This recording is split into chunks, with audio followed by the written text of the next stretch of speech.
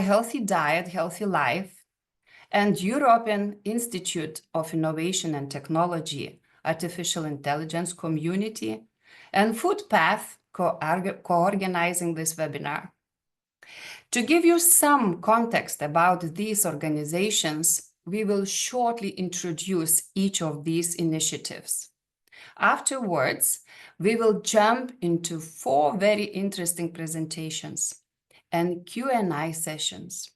But first, housekeeping. The webinar is recorded and will be available on HDHL and FoodPath website. Additionally, please write your questions into Q&A tab at the bottom of your screens. And please indicate it if your question is aimed at a specific speaker. Now, we will start with a short introduction of HDHL. I would invite Mr. Bernadette, please. Hi, good afternoon, and also a warm welcome from HDHL side. Thank you for the opportunity to organize this webinar together with FoodPath and of course in close collaboration with the AIT AI community. HDHL is a former joint programming initiative bringing together 17 countries from Europe and beyond. We are a member state-driven initiative bringing together ministries, funding agencies, and research institutes from the health and the food sector to tackle societal challenges that no country can solve alone.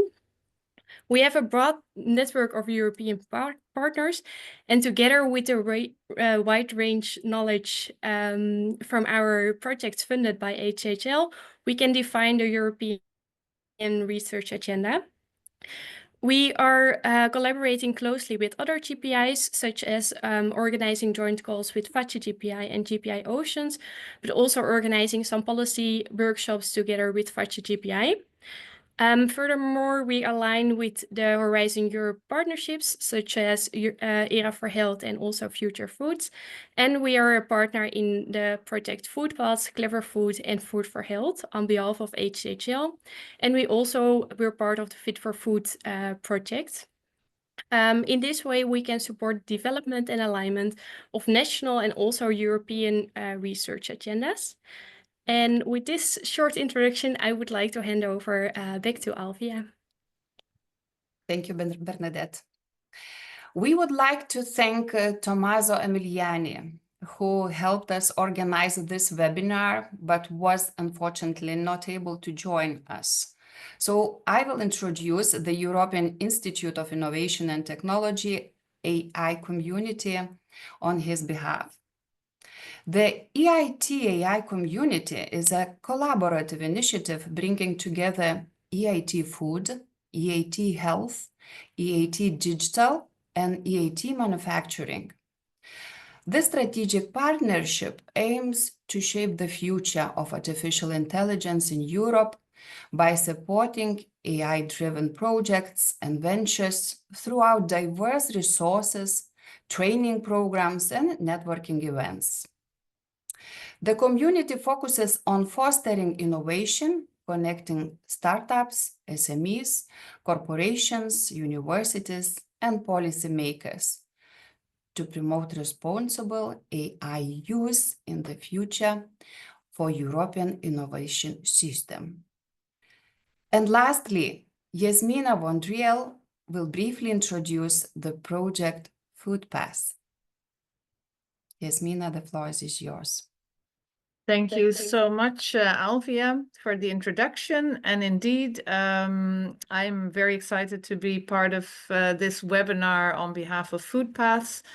Together with the other partners, we are organizing this. And actually, FoodPath, you could say, is a project, but it's also a community because it brings together about 17 partners representing about 9 different networks in the food systems domain, or the sustainable food systems domain. And it's actually the preparatory action in a way for the Sustainable Food Systems Partnership, which is a research and innovation partnership. And FoodPaths, you could say, is kind of a testing ground, an experimentation ground, because together we are trying to develop a kind of functioning prototype for this bigger sustainable food systems partnership. So FoodPaths has a strong connection, of course, with this sustainable food systems partnership, Future Foods. And FoodPaths really tries to bring in also stakeholders that are not always heard. So tries to include all relevant voices in this project. I would leave it at that in a nutshell. And I would just now like to mention some upcoming events, because together with other partners, FoodPaths also organizes a series of webinars. So this webinar is co-organized, and the next one that's coming up is on the 18th of February on participation and inclusion in food systems governance. So also a very interesting topic. So I just wanted to point that out to you. And this is one of two webinars that will focus on participation and inclusion. The next one will be later this year, so keep an eye out for it. And that will focus on participation and inclusion in food systems research. So also a very interesting topic. I would like to now give the floor back to Alvia, our moderator, for the rest of the webinar. Thank you. Thank you, Yasmina. Artificial intelligence-driven innovations can revolutionize how we predict food safety risks, optimize sustainable production, and personalize nutrition to support healthier lifestyles. By integrating artificial intelligence with nutrition science and sustainable practices, we can create food systems that are not only more resilient but efficient, but as well healthier and more inclusive for all. Today, we are honored to hear from distinguished speakers from both academia and industry, who will share the expertise on how artificial intelligence can drive this transformation. It's my pleasure to introduce our first speaker, Dr. Xuezhen Guo, Senior Researcher in Data Science, Informatics and Supply Chains at Wageningen Food and Bio-Based Research in Netherlands. Dr. Guo brings over 15 years of expertise in operation research, food supply chain management, and data-driven modeling. His current research focuses on scientific machine learning and advanced artificial intelligence technology that integrates domain knowledge into deep learning models to enhance learning efficiency and tackle challenges like data scarcity. Today, Dr. Guo will present on knowledge-embedded artificial intelligence to improve the food quality and sustainability of food supply chains. Dr. Guo, the floor is yours.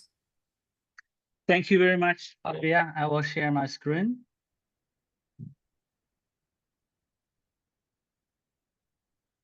Okay.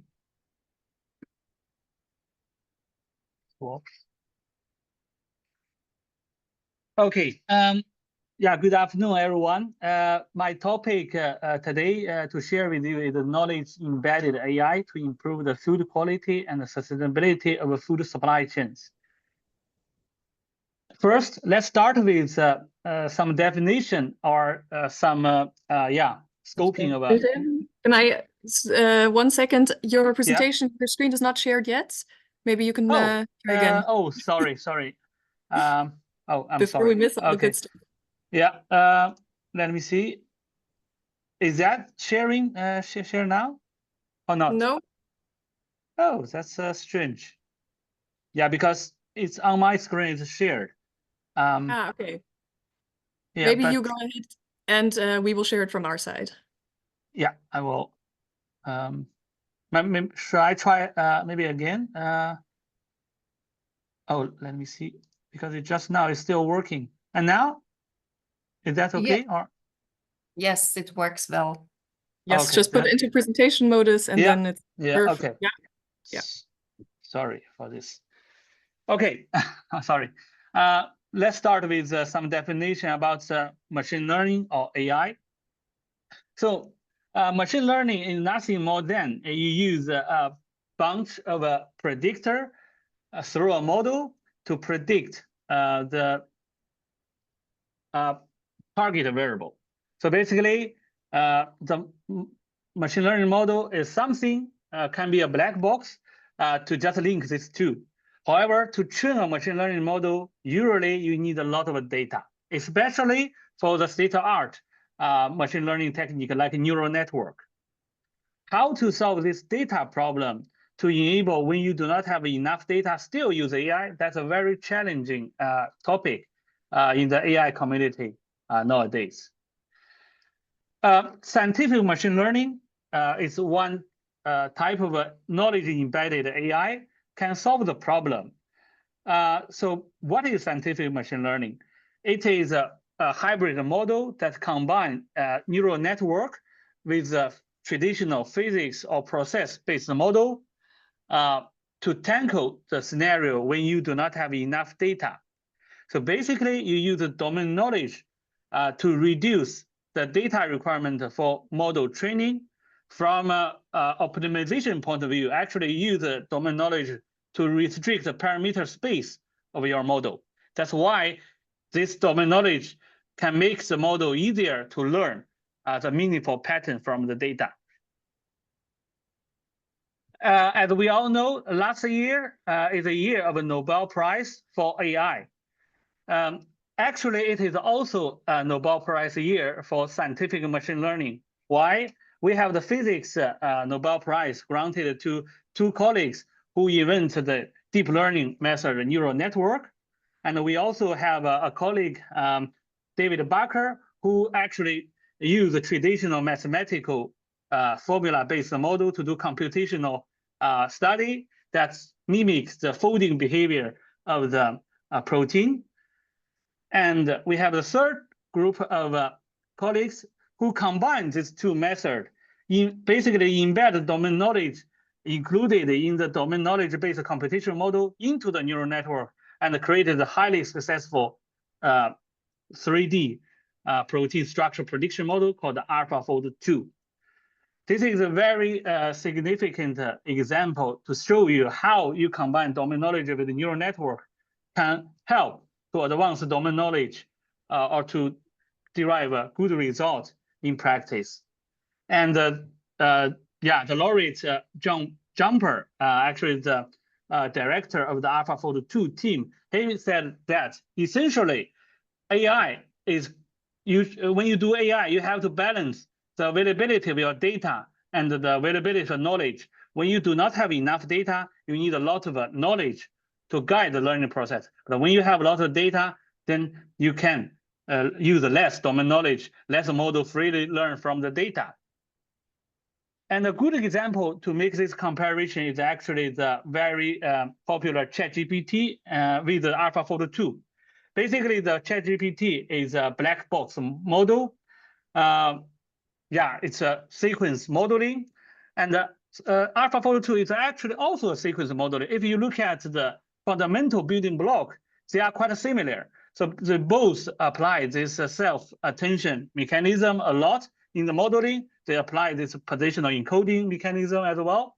So that's why ChatGPT, the building block, the major building block called transformer, and the AlphaFold 2, it has the major building block called the evoformer. So essentially, the basic neural network structure, they share a lot of common part. However, there are also huge difference between these two different type of model. First of all, ChatGPT have hundreds of billions of parameters. Comparably, AlphaFold 2 only have millions, still big, but comparably relatively smaller. And ChatGPT trained on trillions of words, had a huge amount of data to train the model. AlphaFold 2 only have 120,000 protein structure to train the model. Because ChatGPT trained on huge amount of human language, it's become a type of what they call artificial general intelligence. It can mimic a human intelligence. to do a lot of different tasks. However, for AlphaFold 2, it's more domain-specific AI. It solves very specific domain question. So basically, in this case, it's a 3D structure of the protein. And the model complexity, yeah, for ChatGPT, because it's more standard, it's relatively low. Of course, you not say ChatGPT is a simple model, it's still a complex model, but in terms of complexity using domain knowledge, it's relatively low. But for AlphaFold 2, it's rely on domain knowledge to guide the learning process of a deep learning model. So the model complexity is relatively high. That's actually the difficult part of scientific machine learning. So you should not only understand the basics like a neural network, you should also understand, at the same time, understand the domain knowledge-based model. Then you have to combine them two in a very efficient way. Normally, to master one field already very challenging. To integrate these two fields, it's even more challenging, of course. And now I want to go to a little bit in depth into the technique. So basically, in the literature currently, there are a lot of application of the scientific machine learning, but there has been hardly any modeling framework or typology developed to make sure everybody understand what is a different type of scientific machine learning. The paper Faruqi in 2024, they make the first effort to distinguish three typology of the scientific machine learning model. So like a physics guided model, physics encoded model, and a physics informed model. Why is physics in the title? Because the original scientific machine learning originates from the physics field. However, nowadays, the application of this methodology far beyond the physics field, including ecology, including even economics, and also food science. We start to use this methodology to develop our deep learning model. Therefore, to make this typology more generic, we are currently working on a paper to standardize the typology and also extending the scope, because the current definition is still ambiguous, not well good enough. Here we have the first one is what we call knowledge-guided neural network. So basically, we replace the words physics by knowledge, because it can also be other knowledge than the physics knowledge. So if you look at the basic the model architecture, we can generalize it like this. So basically, again, you have the data, including predictor and the target variable. You pass the data to a neural network, then you make the calculation. You get the predicted target, and you compare that to the ground truth targets. And then you calculate a loss function. For every supervised learning, the aim is to minimize the loss function. So to minimize the deviation between your predicted target with the real ground truth target. And then you do this back propagation, this traditional neural network optimization, parameter optimization technique. And then you will iteratively upgrade the neural network, give you a better prediction of the reality. And once you have the trained model, you can use it to do the inference. When you get new data, you only have predictor, then the neural network, the trained model, will give you the results, which is a predicted target. Scientific machine learning, basically in this case, is a knowledge-guided model. So you basically not only train your model, compare that with the target, the real data, you also compare the prediction with the synthetic data. This synthetic data can be traditionally, people think it can be from a simulation model, but it actually also can be from another machine learning model. It can even from the same machine learning model from the previous version. But the principle is that this data should be generated based on some knowledge, not only based on the data-driven approach. And then the second one is called knowledge encoded neural network. So basically, you encode the knowledge rule directly to the neural network. Now, in this case, you do not include the knowledge in the synthetic data, but the neural network itself. And the third one is even more direct. you do not encode the knowledge into the neural network, but you encode it into the loss function.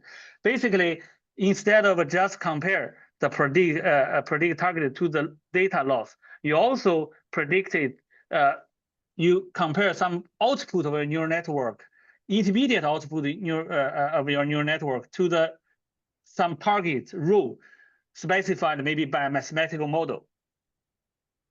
And some example. So for example, you can use this technology to predict food loss in the supply chain.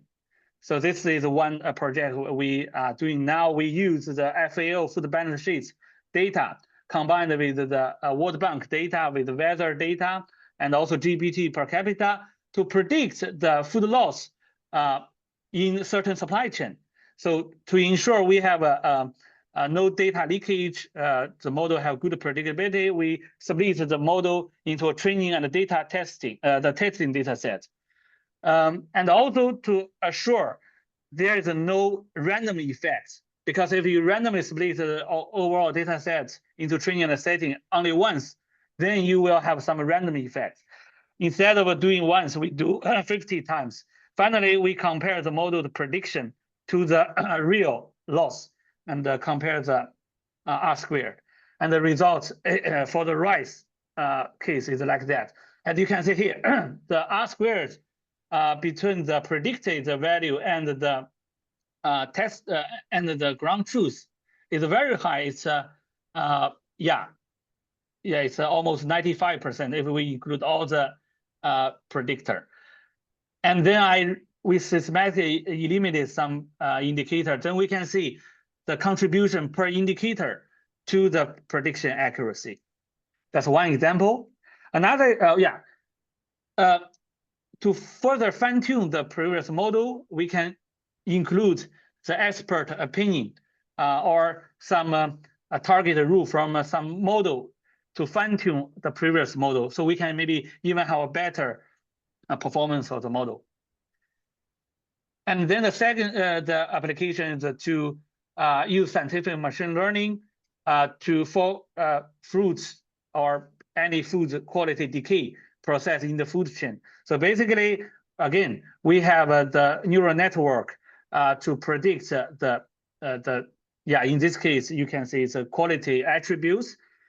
We first compare that to the ground truth data, and then we have a data loss. And then we compare that to some mathematical model. In this case, basically it's a derivative with respect to the time. And then we have a rule loss. Combine these two, then the model will not only learn from data, but also learn from the rule. So this is another case. The third one is the scientific machine learning for taste prediction. So basically we have a data set from ERI, ERI, and also some sensory panel from our Wageningen consumer group. We combine this data set, then we have some labeled target variable. So basically this is a real from a kind of a sensory panel. And we can correlate that with the food type, with the food form, also with the nutritional value in this food. And we want to use this predictive variable to predict the taste variable. However, you can see the data are quite skewed to the lower value. Therefore, what we want to do is we want to maybe have a more enriched data set. What we do is we want to synthetically generate some target variable with knowledge-based method. For example, if we have some combination of the food form, food type, and the nutritional value, we either gather the knowledge information from the literature or from expert, or if there's some mathematical model to describe the relationship, it's even better. We want to synthetically generate this kind of a synthetic data using this knowledge combined with our ground truth. Then we want to use this to combine the training data set to train our model. Finally, the takeaway from this presentation is the scientific machine learning can help the researcher in the food domain to employ AI to improve the efficiency and quality of their research, even when the data availability is relatively limited. So this is the biggest contribution to scientific machine learning. So if you have any more questions, you can contact me, but now I can also take questions from the chat box. Thank you very much for your attention.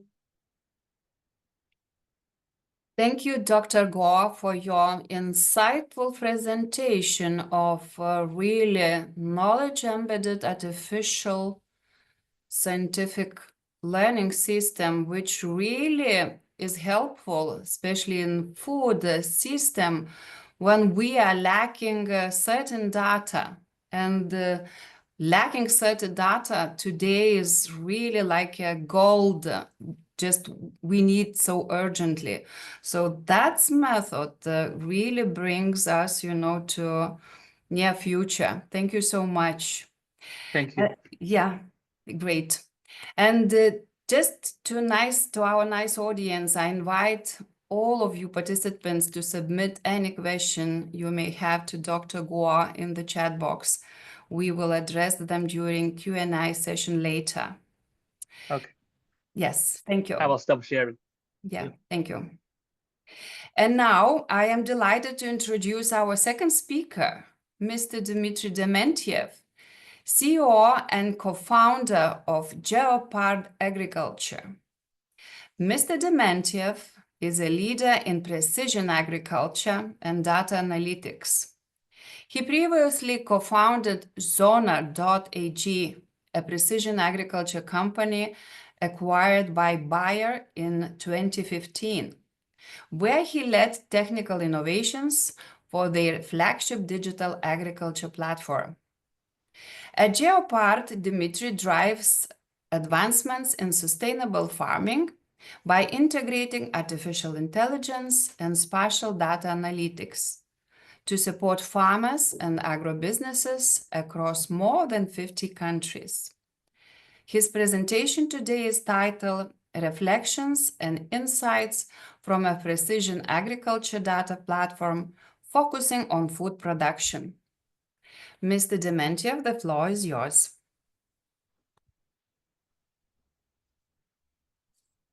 Hi, everyone. Will start sharing my screen in a moment. Please let me know if you see it. Yes. Okay, great. Go into slideshow mode. Yeah, my name is Dmitry, located in Cologne, Germany, and developing precision agriculture solutions for more than 10 years.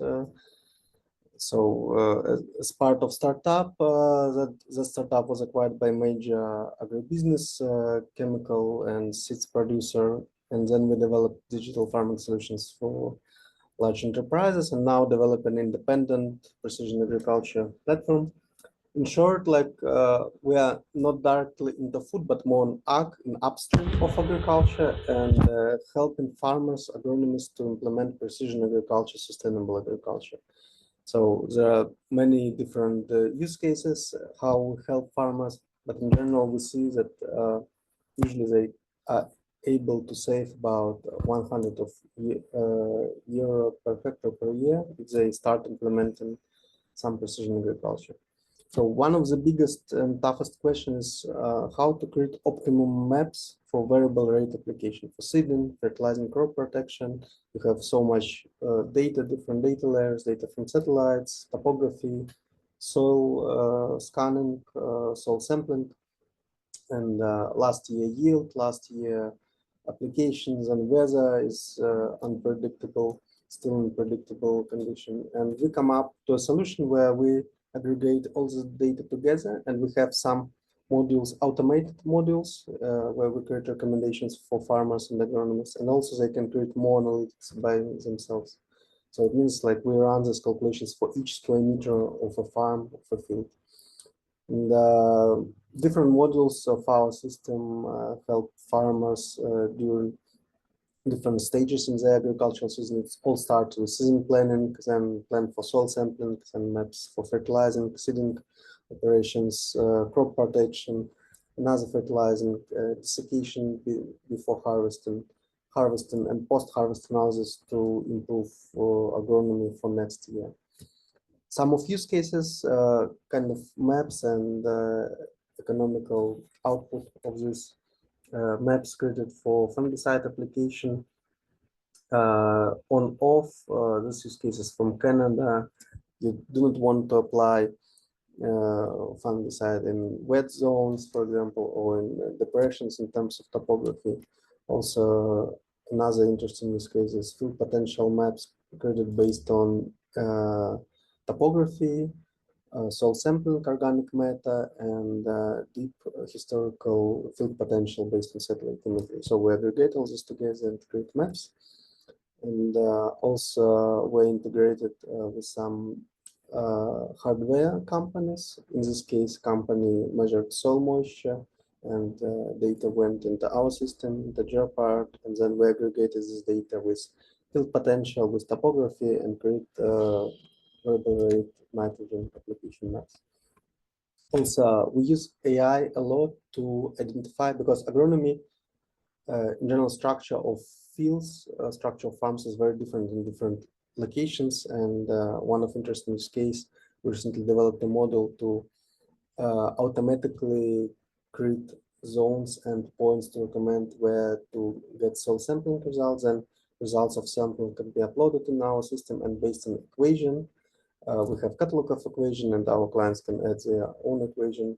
We create a variable rate application map, which then is sent to machinery for application. And it's a huge fertilizer cost reduction for one of our clients. Very interesting use case on the intersection of sustainability, agronomy, is calculation of nitrogen use efficiency. So what we do here, several formulas linked together in one sequence. We get protein data from, in this case, grain sensing harvest lab from John Deere, but the same we can get, for example, CNH is developing and already have in production similar model, and some smaller companies as well. We have protein data, we have yield. We get automatically from connected systems as applied fertilizer application, nitrogen application in this case, like 4 applications during the season, 1 flat rate, several variable rate. We sum up them together. We know crop type, it was winter wheat, we know like all the formulas are available, and we calculate nitrogen uptake. Then we calculate nitrogen use efficiency in percentage. We create a diagram of distribution of fertilizers efficiency. In this case, it was quite well done, because it was done by our recommendation. And then calculate surplus, means showing concretely where you over applied fertilizer or under applied. And this is done together with one of German farmer, John Deere dealer, and they helped us with collecting all this data. And in general, like in future, what we see that this could also help to for farmers to create not only high yield, high yields, but also high protein, means high amount of calories, high quality food. It's very important, very linked in general to food system. But for sure, like there are for sure some limitations. That, for example, now there is no elevators that can build globally where they split high protein wheat versus not high protein wheat. Also, very interesting project we have done with Bavarian Institute of Agriculture about future crop farming. So they had a trial field, and in this field applied different amount of herbicides, fertilizer, and different crops. And in the end, what we have for each plot, we have data of all agriculture inputs and yield information, and we calculated economical output for each of these strategies, and this then could be used to provide to scale this results of this project for all the Bavarian farmers. For sure, it can also work for other regions, but it was tested in Bavaria. We also help calculating profitability maps, because we get agriculture inputs, we get yield, and for all of these data layers, you can set price, and then understand in detail where you lose money, where you earn money, and how much. Like, it helps a lot farmers to understand the business much better. And it's all enabled by equation-based analysis. First of all, we don't try to invent the wheel. We digitize all the agronomy, which now exists mostly on PDFs, like formulas from different agriculture university. In this case, for example, Indiana and Michigan University. In reality, agronomists use Excel now, but in Excel, the limiting factor is that you cannot calculate it for each square meter, right? Then you need to create like many Excel cells, and just spatial tools allow to calculate it in one operation for all the fields or even multiple farms. And we help our clients by themselves, they create their own formulas. It could be unique formulas. Another interesting use case is calculation of yield uptake for biological fertilizer products. And agronomists create strip trial in Jeopard and calculate statistics for regular zones, yield statistics, and they can measure, for example, they have a yield -1 ton per hectare, but they can participate in some carbon farming or sustainable farming programs because they apply, for example, biological fertilizer. And we try in general like to digitize, they help to make data-driven decisions for our farmers. Another interesting use case where we utilize AI is a module to clean and calibrate yield data sets. Here, for example, we have yield data set where several harvesters worked. Harvester 1 worked here, harvester 2 worked here, and they are not calibrated between each other because collaboration means another additional mechanical work for farmers, and sometimes they don't have time because they need to make harvesting week before rain, for example, right? And we, as a post-processing with AI model, neural network model, can make like meaningful maps out of it, because in reality you have field with variability like this, not like this. And recently we developed a model to predict soil organic carbon. We now have about 80% accuracy on this. And yeah, well, one more use case I wanted to show is synthetic data. In our like business, in our niche, synthetic data is also very important, and we have developed a model to synthetically generate yield data, geospatial yield data for farmers. Even if they don't have yield monitor, and unfortunately many farmers still don't have yield monitor, they can put into Geopard just one number, average or total yield, or even estimation. Usually they have it in the notebooks from past years, and we generate yield data that is very accurate in terms of geospatial accuracy. And then this could be used, for example, for calculation of next year fertilizer recommendation, because you can easily from yield data calculate fertilizer uptake, because you know crop, you know, for all these equations, formulas that could be used, and recommendations for next year. And one more interesting case where we utilize AI is about proactive alerts about potential problems on the field, like where we work with various data layers and looking into mostly in satellite imagery. So in our vision in general, like we believe that AI plus agronomy will help farmers more and more in future. And we're building a system where we'll almost automatically provide recommendations, prescriptions to farmers. Thank you very much. That's it.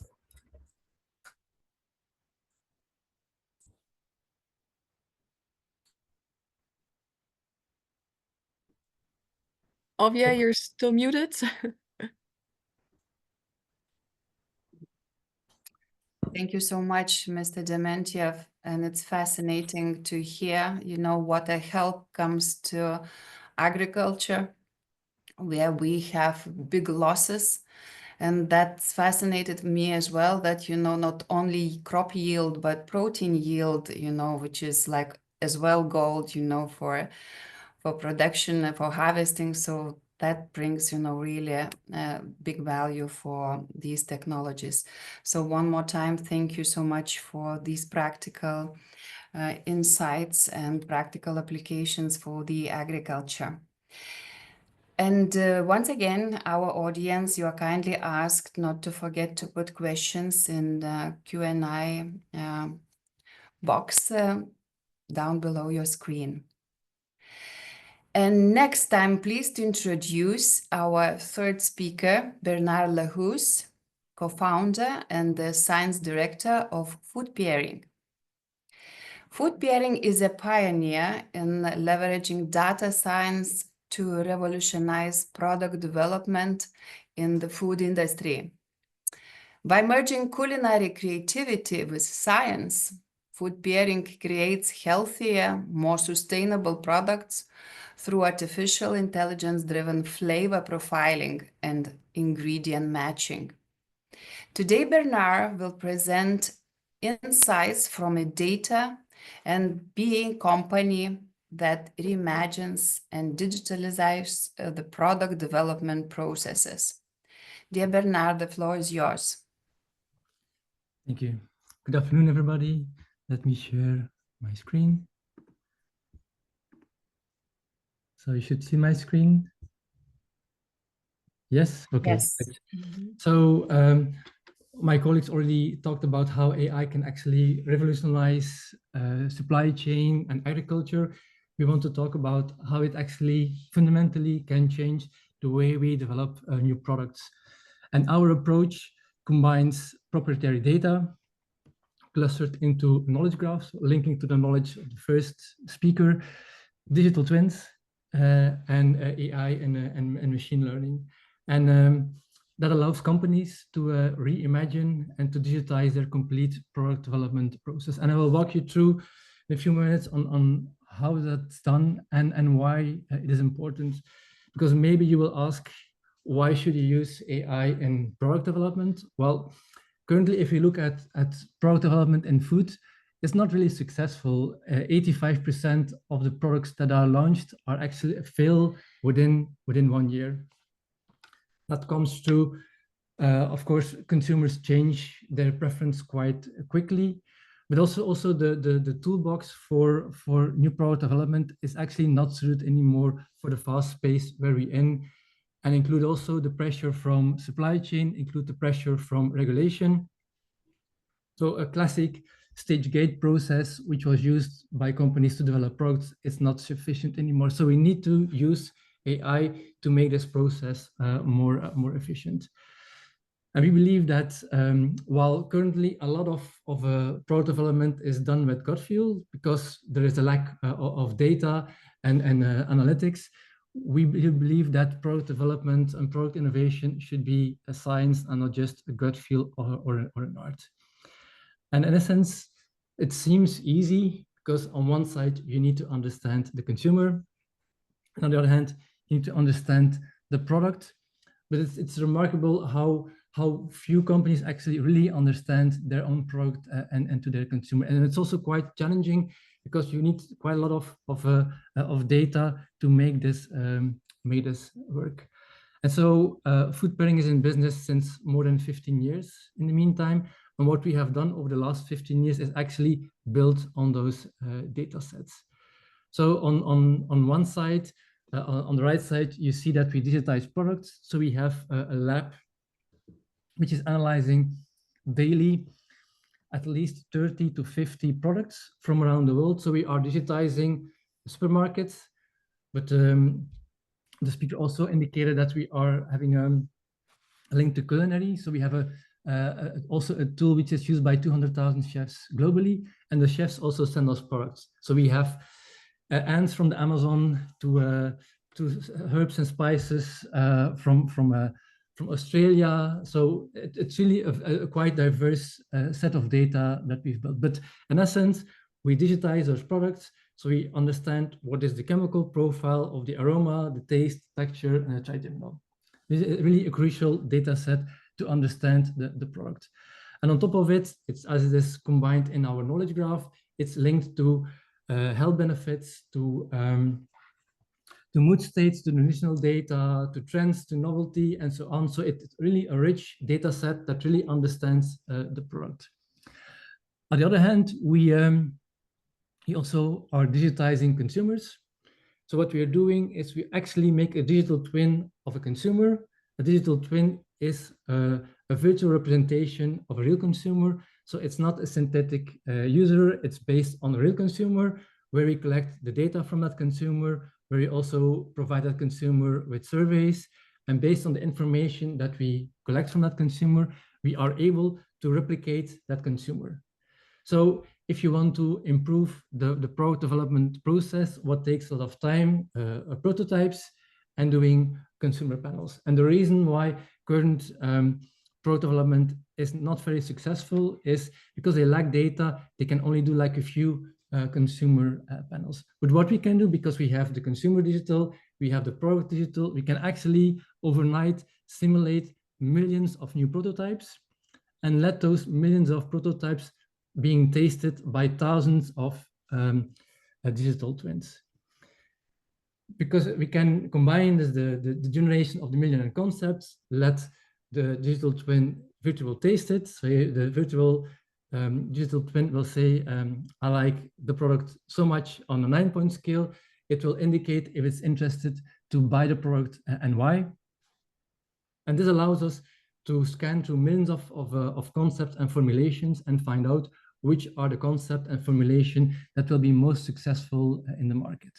And so the solution that we provide to our clients, which are for the moment mainly the big food companies, is they want to launch a new product in the market, we simulate it, and we provide them with the technical flavor brief on how that product should look like. But you can also look at existing products and see in which new market that they would work, or we can optimize existing products, make them more healthy and still having a high liking profile. To give you an example, because it's just not a theory, let's take two examples. This is an example from Belgium, where a client wanted to bring a chicken sausage on the market, which is more healthy than the traditional chicken sausages. So in a Nutri-score, they had an E. And so the question was, how can they make this more healthy while still keeping the same liking of the children? So what we did is we started by analyzing the product, then looking into the knowledge graph, how can we actually replace a part of the meat with other ingredients? So what ingredients also bring umami, have the color, will give a certain texture. And so the model will then start to construct formulations. And in the end, we came up with a chicken sausage where children actually cannot taste the difference with a full 100% sausage, but this one contains 25% of vegetables and has a Nutri-score of B. Another example is a collaboration with WWF and Unilever, where WWF defined the future 50 foods, but the challenge was, how can we actually, so future 50 foods contain ingredients like pumpkin leaves or certain seaweeds. So the big challenge was, okay, we don't know these products, how can we actually integrate them into our daily diet? And how, as Unilever, can we integrate them in our products? So again, everything we do starts from the chemistry. So we analyze the products, apply digital twins on top of it to understand, okay, in what type of dishes it will work, what are replacements that we can do, and how can we also help Unilever in integrating those future 50 products into their own portfolio. And let me maybe show you the tool. So until now, we have worked as more like in a service way, but this week we are going to launch a new product called Headspace. And Headspace is going to provide you all this information, but in a self-serve way. So let me go to a tool. Let me share screen again.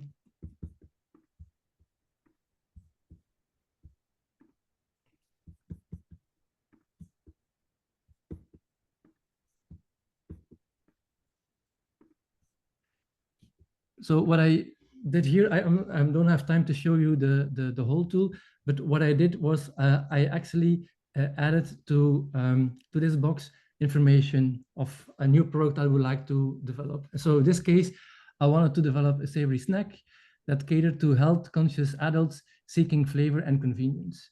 So what is happening in the back? The knowledge graph will take ingredients, will take variations of those formulations and concepts, will take the digital twins in the back, will let the digital twins taste all those variations, and then in the end, it will provide you with concepts that fit your request.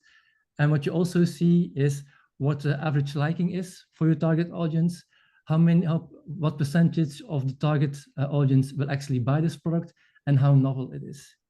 And next to insights into the flavor and to why this product would work on the market, we also provide insights into, for example, the liking distribution or which target audience will actually buy this product the most. So apparently between 35 and 44, that's the target audience that will buy this the most. Or you can insights on the purchase intent and see which one will buy the product in the supermarket. So just a quick view on a tool where we believe that product development in the future will look completely different. While now a lot of it's gut feel or based on partial data, by combining the knowledge graph data, by applying digital twins, companies will actually be capable to develop products much faster, because what you do here, normally you do in months, you do it in minutes. And it will also be more successful because you already can validate the product in advance. So the future for product development look quite promising, and it's also needed because if you want to provide solutions for lower salt, low sugar, integrating new products like you have here, lotus roots or vegetables that are more healthy, then we really need the help of AI, and we believe it definitely will speed up more sustainable and more healthy future for all of us. Thank you. Dear Bernard, thank you so much for your presentation. That's always, developing a product. We are having challenges inviting, our panel to do sensing and thinking. All the panelists, did they sleep well? How do they feel? Are they? But with digital twin, I think we don't have such a challenges at all. And it's quick, as you mentioned, the process is really quick. Fascinating what artificial intelligence, how it can help in product development. Thank you so much, Bernard. Thank you. Dear audience, don't forget, to put questions in Q&A box down below your screens. And now it's time for the fourth speaker. And the fourth speaker, it's myself. Let me transit from the moderator to the final presenter. I will switch now to try to share my presentation. Yes, meanwhile, someone else sharing the presentation. So if now you allow me to share, so I will share my presentation. Okay. Coming, presentation mode. So may I ask you, can you see the presentation? It's not in presentation mode yet, Alvia, but we can see it. Okay, so I think now it should work. Yes? Yes, perfect. Thank you. So here I am to present a Lithuanian case how we applied artificial intelligence to measure our food system maturity. And it was done in the project which was financed by our government.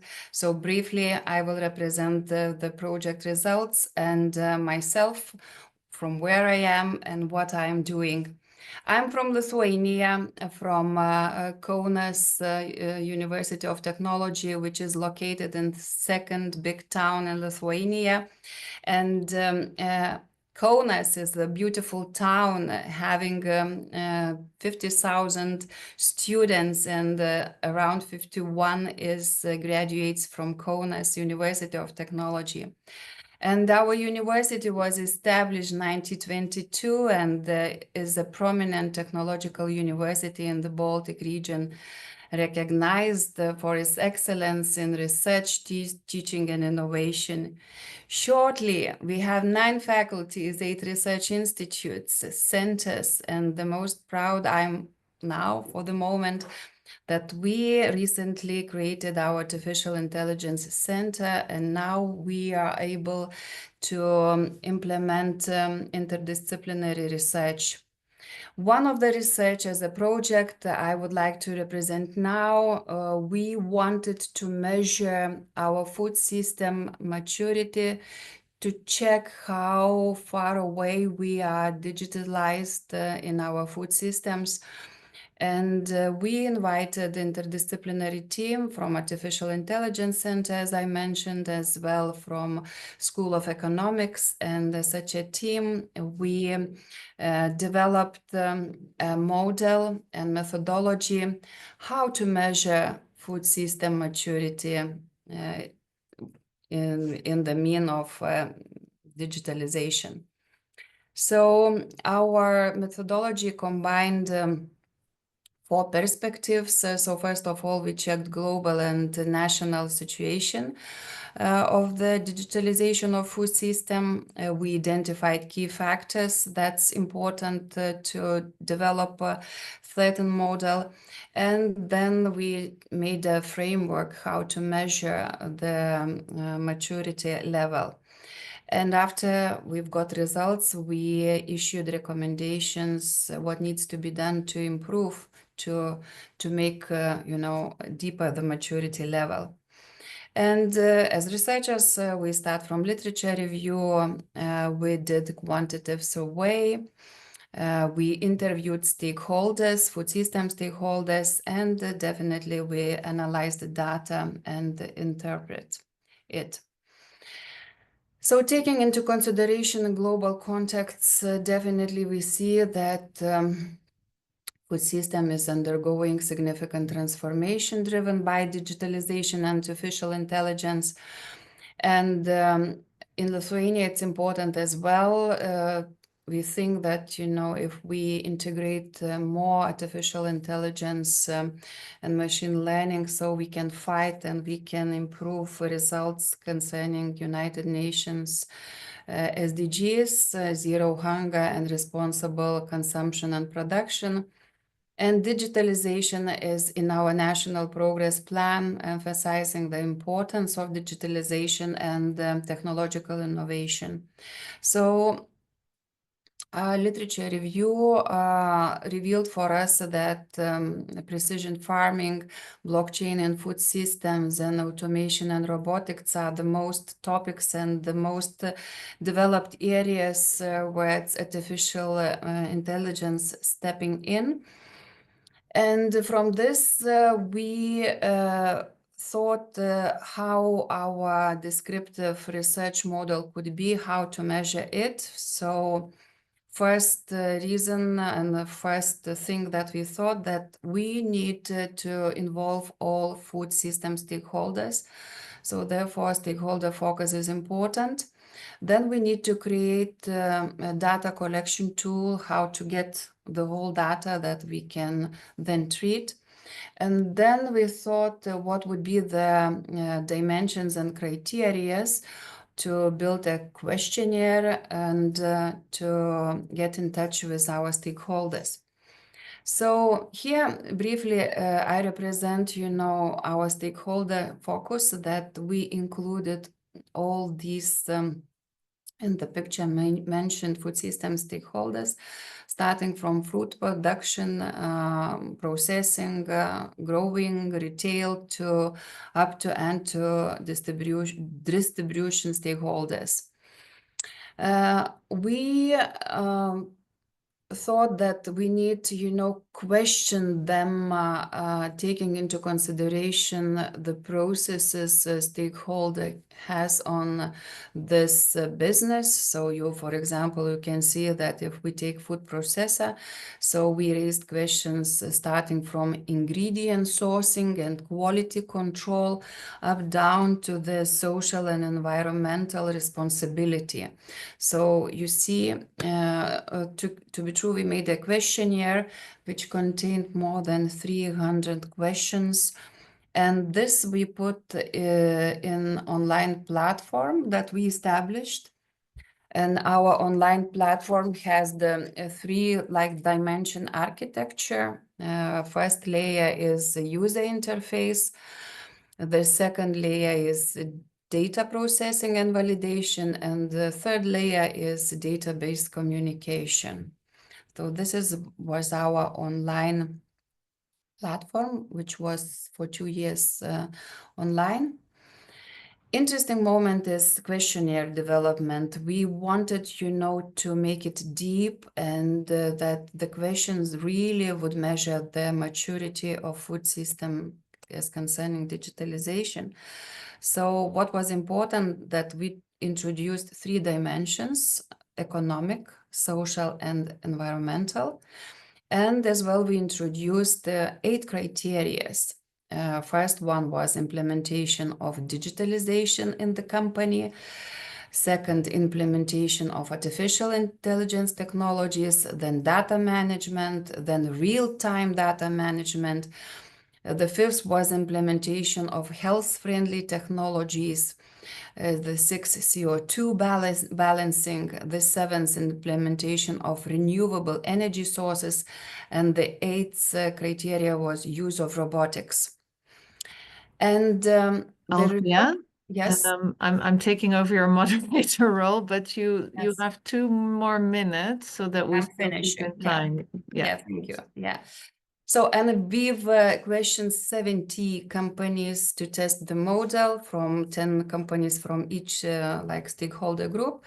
And we've got this polar chat where we evaluated how far away they were introducing certain technologies or having certain knowledge. For example, on the left, food producers and food processors, they developed a lot in renewable energy sources and CO2 balancing, whereas food retailers and consumers have developed a bit different directions.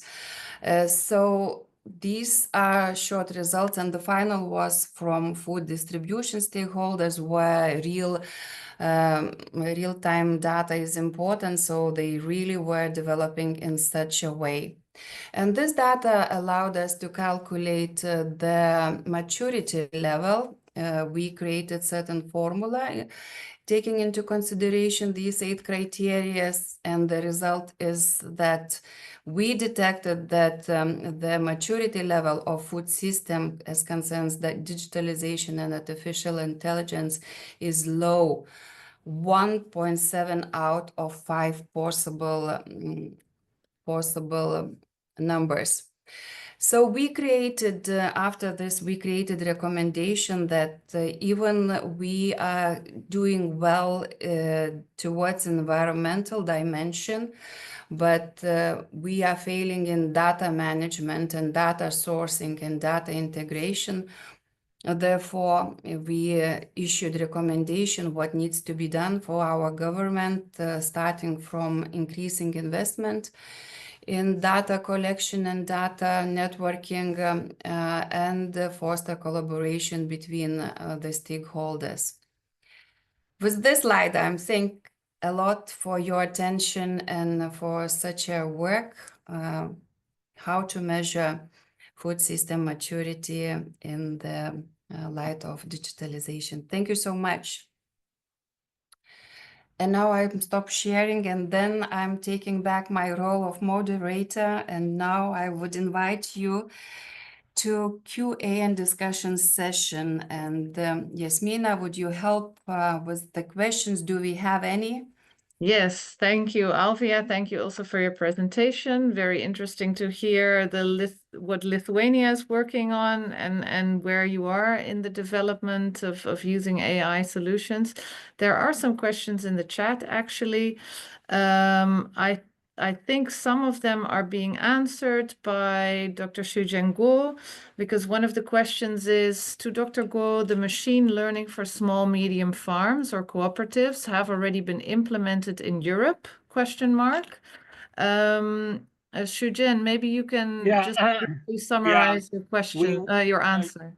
Yes, we have in the Netherlands at least there are some startup want to develop in that direction to help the farmer or farm cooperative to predict the initially want to help them to predict the crop price, especially fruit and vegetable price, and now they want to also move to the yield and the quality. So yeah, there are already some initiative in the Netherlands. True. Okay, and then I think there's a follow-up question from the same participant, Aurélie Régnier, very exciting. She says, how adopted is the solution? Do you have a lot of customers already?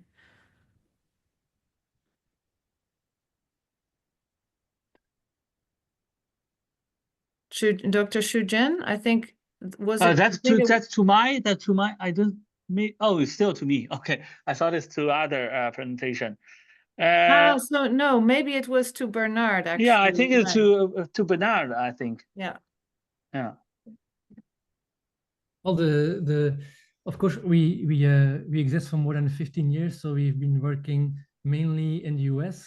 But the application itself, it will be launched this week. So there are no users yet, but that will come. But we work for hundreds of different of food companies. Thank you. And I see there's a question also for Dimitri from Mohammed Haris. Very informative session. I have a question regarding data protection of the farmers about their personal lands. Also, how willing farmers are to share this sort of data. Yeah, great question.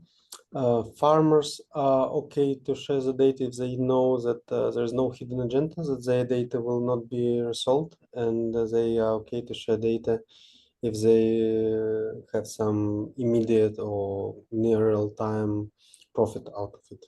So we all share our data, we all on LinkedIn or Facebook or whatever, but you get some benefits out of it, right? And same with farming solutions, but unfortunately, like in past, some companies really spoiled and like resold farmers' data that like that is not good for the whole industry.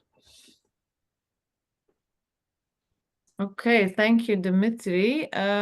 And I think there's a question. Well, it's addressed to Dr. Guo, but I think I think all of the speakers could maybe give their perspective on it. Question from Marcello Vito Serenian in Darto. How can companies keep up with the ever-increasing demand for data storage? Thank you. Dr. Guo, you can go first, and then we'll have Dimitri and Bernard afterwards. Sorry, what's the question? Sorry. Yes, I will repeat. How can companies keep up with the ever-increasing demand for data storage? Yeah, that's good. That's a very good one. Yeah, I think with the fast development of artificial intelligence, the data storage possibility will be increasing. The cost will be lower. Maybe you can store your data in some cloud. Yeah, so yeah, that for me, I'm not a data IT expert. I'm more for doing the predictive modeling using AI. But I do think the possibility of storing data not locally but centrally to some cloud will be the future. Yeah, I don't think that's a problem, to be honest. Mm-hmm. Yeah, if you look at how much data we collect and what the cost is for our CPG, then it's really marginal. So I don't think it's a challenge. Dimitri, any perspective on this question?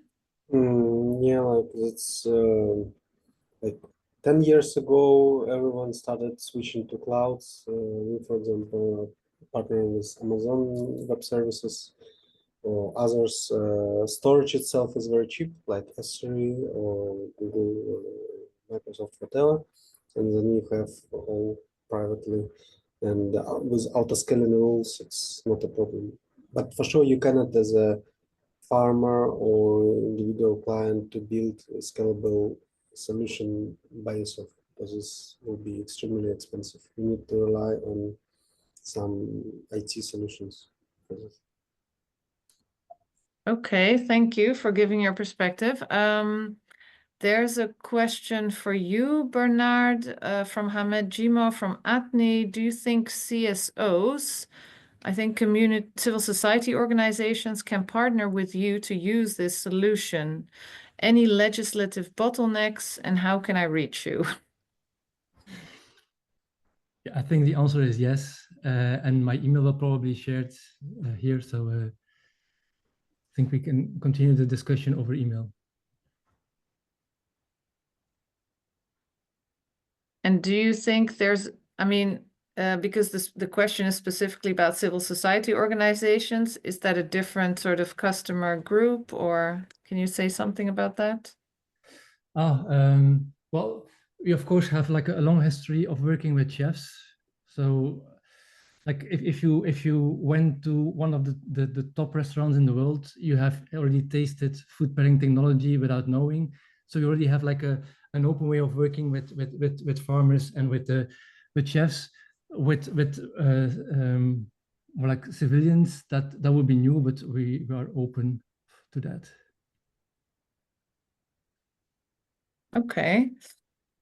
Thank you. Yeah, I would like to encourage everyone to put some questions. Yes, there's another one coming in from Laura Slot. By using the cloud or any other data storage, there's a lot of energy use.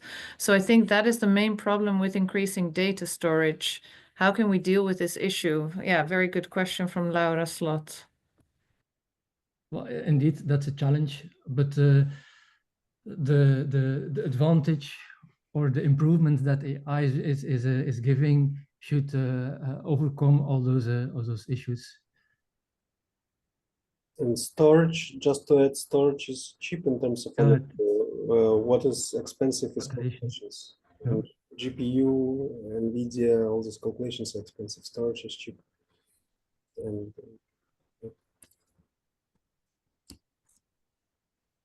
yeah, I see that you're saying that storage is cheap, but I think it's about energy use. The question. But you're saying, Bernard, that, yeah, AI will offer solutions to counteract that, or did I understand you correctly? Well, yes. But I'm also not an expert in this, but indeed storage, that's really not using a lot of energy.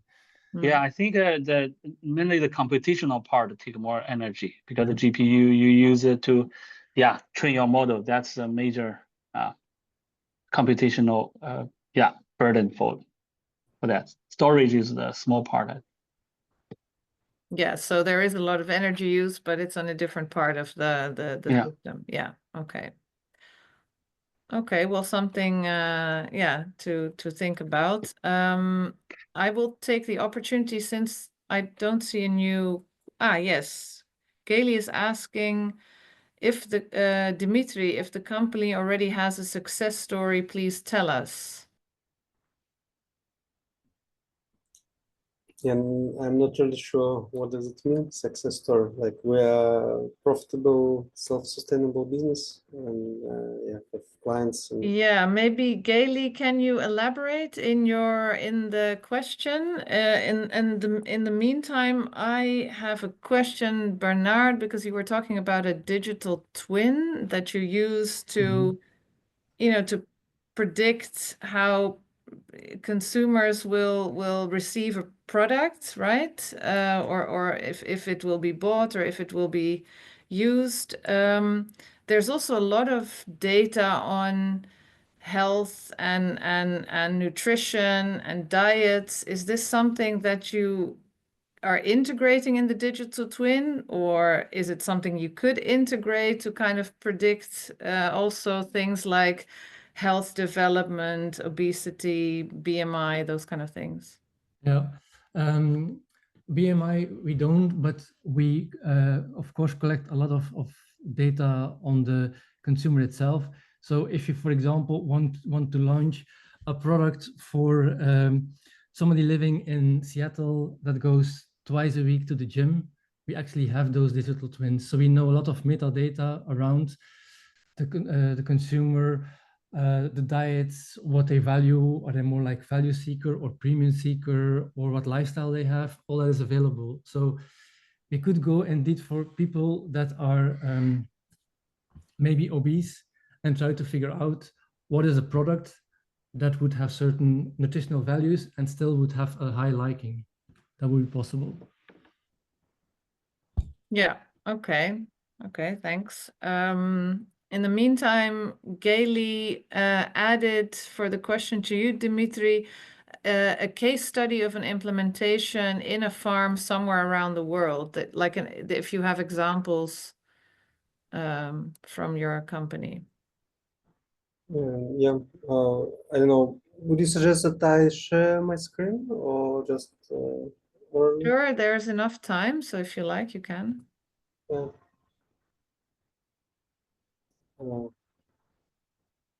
I've shared the screen. Like we as a company analyzed several million hectares already. It means that our clients utilize this technology on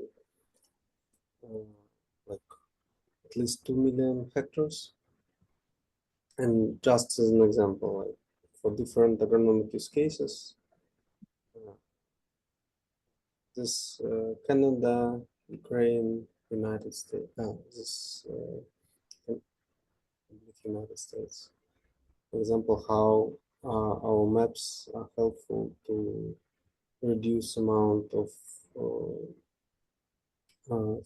fertilizer or seeds, and get usually plus 10% to the regular yield. Okay, interesting. Thank you, Dimitri. Alvia, also, I would like to invite you. Of course, I'm sure you have thoughts or reflections on the discussion.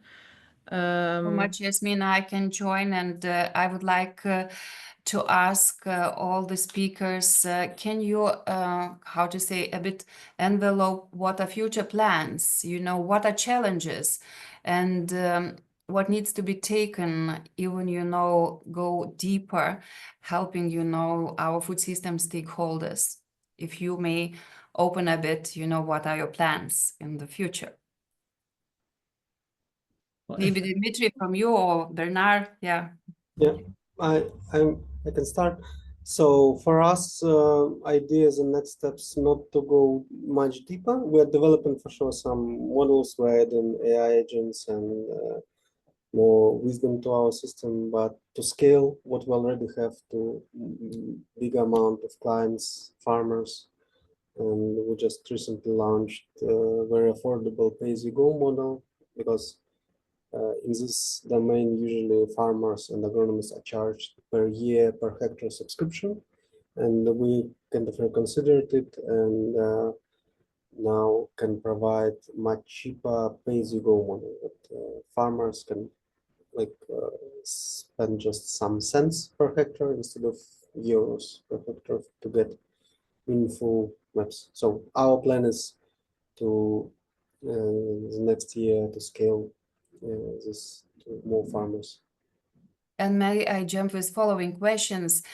Can I presume that you introduce also, you know, like methodological data and like from 5 or 10 years, and then you can make scenarios, you know, for the farmer to guess what would be the next year? Yes, scenario analysis is one of the things, one of models we're working on. Like we're building, we have almost all the building blocks, and we'll have scenario analysis, but it's not developed yet. Thank you. Bernard, what about you, your future plans? So yeah, we believe that flavor can save the world. The reason why we started 15 years ago was really to digitize flavor and really understand it well. I think the coming years, now we really understand flavor is how we can actually combine it with sustainability and with health. So we will, the reason also why we built a food knowledge graph is because it's a very flexible structure where we can link directly other data sets too. So definitely one direction will be for us to use the knowledge that we have on flavor to make it also sustainable and healthy. And let's hope that that many people start to use Headspace to create new sustainable and healthy products. Bernard, I have follow-up question for you as well. What about texture? Because you know the society is maturing. So not only flavor, but texture is important as well. So have you thought about this? Yes, yes. So flavor is aroma, smell, taste, trigeminal, and texture.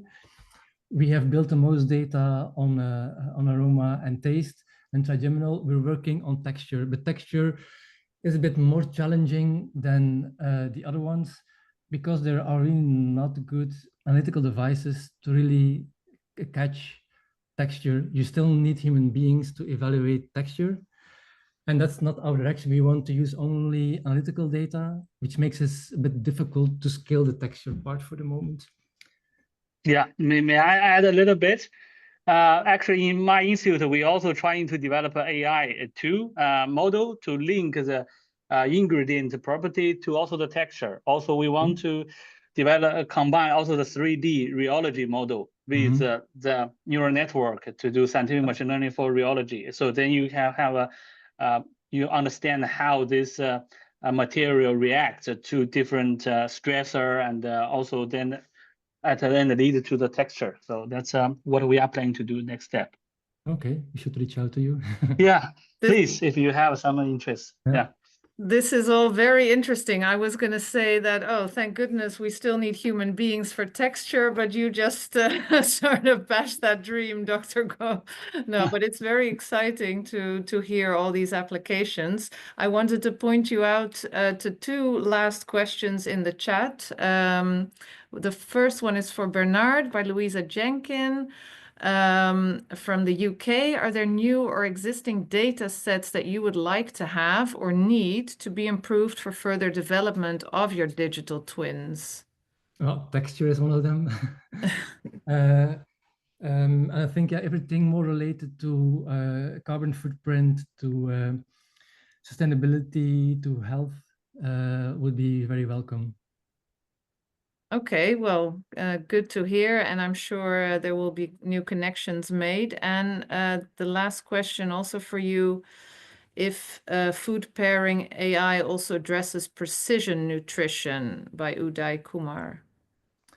We could, but currently it's not a focus of us. But future, if you look a few years in the future, it could, because we can predict the liking on an individual scale. We aggregate it to then calculate the liking and the purchase intent, but it's possible.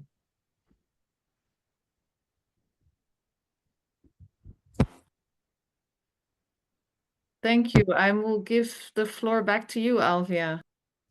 Thank you so much. And time has passed, and we've had an insightful discussion today on the role of artificial intelligence and how it's accelerating the transition to healthy and sustainable food systems.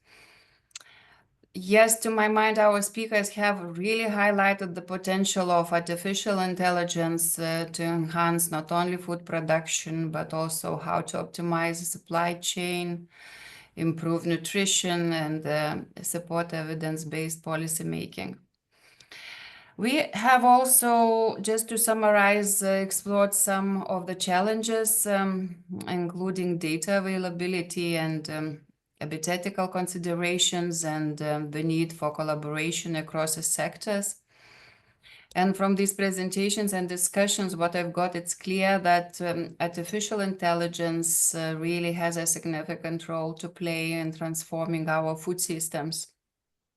However, realizing its full potential requires still continued innovation, interdisciplinarity, collaboration between disciplines, and definitely responsible implementation. I'm not the politician, but we saw yesterday inauguration of the president, and one of his executed orders was as well concerning artificial intelligence. So see important what would happen. And to thank you on behalf of a Healthy Diet and Healthy Life and the EIT AI community and the Food Path, I would like to extend a heartfelt thank you to all our speakers for sharing expertise and insights and opening a bit your future plans. A big thank to you also to our audience for your engagement, a bit modest, a bit interdisciplinarity, your questions and participation. Your interest that you show is really essential in driving forward these important conversations. And before we wrap up, I just quick remind that the recording of this webinar will be available on HDHL website. And if you have any follow-up questions or would like to stay informed about future events, feel free to reach out to us. And once again, I will remind that the next Food Path webinar will be on February 18th, so sign up. And last, thank you once again for joining us today. We hope that this session has provided valuable insights and inspiration for leveraging AI in the transition to a more sustainable and healthier food systems. Have a great day. Thank you. Thank you very much. Have a nice day. Bye. Bye-bye. Bye-bye.